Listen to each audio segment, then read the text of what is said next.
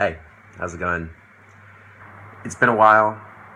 Life has been hectic, very insanely busy, and a little bit overwhelming. I started a new job, and I've also started to pick up with more work for music. I freelance with a lot of bands, so sometimes I'm working all day and I immediately go to a gig, or I have some social engagement to go to, or something. I have been extremely busy. In the past 2 days, I've had off. Today I have off as well. This past weekend was, just time for myself to rest a little bit. I wasn't ever really alone at any point. So today has been the first day I've actually been able to regroup, and it feels so good. It feels so good to come back. I just did an hour meditation, and I was just really reflecting on everything and analyzing and just really loving and accepting all of what happened this past weekend, the past week, I should say. I have not been sticking to the meditation commitment every day. I really haven't. I will fully, openly admit that. I have not been keeping up with the videos. Today is my recommitment to it. I want to finish out this 100 days of self-connection. This is day 83, but it's technically more close to day 100. It's probably like day 95 or something. But I'm recommitting. So anyways, what I wanted to talk about in this video was we have to take time to really love and accept things that have happened to us, things that we experience, and things that we are. Whenever I have an emotion pop up that is good or bad, doesn't matter, there's no such thing. Whether it's anger, happiness, joy, pain, sadness, depression, praise, enlightenment, creativity, whatever it is, excitement, fear, love, I tell myself I love and accept this as a part of myself and who I am, regardless of what it is.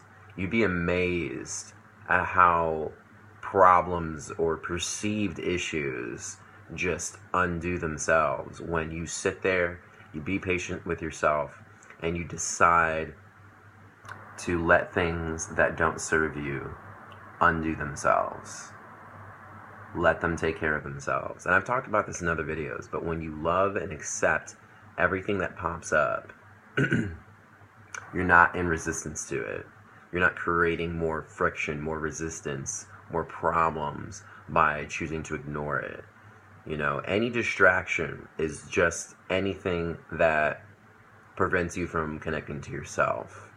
With the brilliance of modern convenience and technology, how our world is in 2017, it is easier than ever to distract yourself from connecting to you, from connecting to your heart, to being in your own true calling. It is easier than ever. We have all these tools to access information and media and to express ourselves and communicate with other people and educate ourselves, which is a great thing, but it can also in turn be abused and keep ourselves from really being happy and improving our quality of life. And this is a recurring theme in my life and a lot of other people's lives. I just really noticed how controlling and addictive I get when I lose sight of connecting to myself. You start getting involved in so much other stuff in your own mind, just in your own mind, by not connecting to yourself, not taking the time to do that. And there's been times where I was like, oh, that's excessive, I don't have time for that, I gotta do this. And then by the end of the week, or even just the end of the day, or even the end of the hour of me deciding that, there's all this negativity, the fear, lots of fear, and lots of desire to want more or to control things. And I had an epiphany earlier before I started the meditation session. And the idea is the people who try to control the most tend to be the ones who are the most unfulfilled.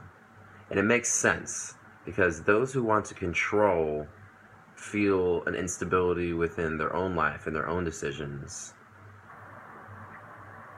They want to fill that void by trying to control everything outside themselves.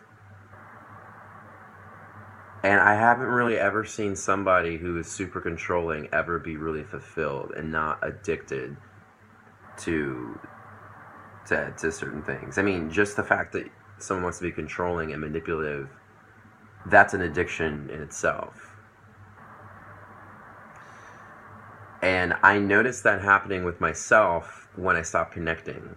When I stopped connecting to myself, I'm constantly trying to control things outside of myself. And when I can't, it causes a lot of frustration and pain and also fear. And it just starts breaking me apart. It starts tearing apart who I am, the brilliant, awesome person that I already am. And that's not to be said in a pompous, self-conceited way. That's really just a human thing. Every person has their own brand of awesomeness. You know, they really do. And all we're trying to do is access it. Not by overachieving, but by connecting to yourself. When I say connecting, I'm saying moving towards the things that excite you and makes you happy, makes you feel in the flow or fulfilled.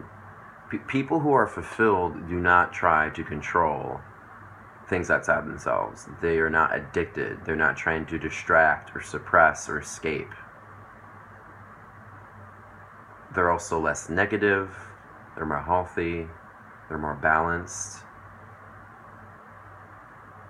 They're pleasant to be around, and they just have a way of creating opportunities, creating more positivity, enlightenment, etc. And the way to really get to fulfillment, which is true happiness, not just fun, but fulfillment, passion, true fulfillment, the way to that is to let go and let things undo that don't serve you. And looking within yourself, like spending a great deal of time connecting with yourself. That's why meditating for an hour or two is not excessive. It really sounds like it is. And I'm still in that cognitive shift of thinking that it is. Sometimes my ego takes over. It says, oh, that's way too much. You shouldn't be doing that. Like, you have so much other stuff you can do. Like, everyone's judging you for doing this. And all this stuff comes up. And whenever I lose sight of that, lose sight of meditating for an hour or two a day, all this other crap comes up. And then my ego pounds on that even more, expands on that even more, and says, see, look, bad stuff is happening to you already, or you're feeling bad emotions. It doesn't matter how much you've meditated, you know? But really taking the time to connect to yourself is never a bad idea. It really, really isn't. And you will see so much shifts in yourself. Also, another key thing that I've learned from someone else, taking a course on emotional mastery by someone called Charlie Houpert from Charisma on Command. I'm not sure if I'm saying his last name correctly, but it's Charisma on Command, emotional mastery. And the biggest shifts that he claims that he has, and what I've been experiencing in this course, is revisiting things that are holding you back. Whether it's validation, guilt, apathy, anger, sadness, whatever it is, revisiting what has been traumatic for you, and also revisiting the first time you've experienced that trauma. That also is a great way to connect to yourself, because those are blocks within yourself. They hurt, they're painful, so we repress them or we distract ourselves from them. And it projects onto the present and the future. Whenever we overreact to anything, it's our past being projected onto what's going on currently. And I've experienced that in the past week, definitely over the past weekend. So I took the time to revisit that myself. And this is all the stuff I'm talking about is all about connecting to yourself, loving and accepting yourself, and exploring what's going on inside of you. There's a lot going on. that we never pay attention to, that we don't take the time on average to spend time with. And that's where everything is being created. It is so easy to get caught up in this world of everything that's going on outside of ourselves, with all technology and modern convenience and everything that's going on, all the things that one person can fill their life up with. It's so easy to get caught up in all of that and just exist in that. It is so easy. Believe me, I've done it. Everyone has. But that's not where the real magic is. The real magic is in you. It is you. Spend time connecting to that. I'm telling myself on this video, and in turn, I'm hoping that this message is being spread to whoever's watching this video. So, thank you. Stay sexy, friends. Nice to see you again.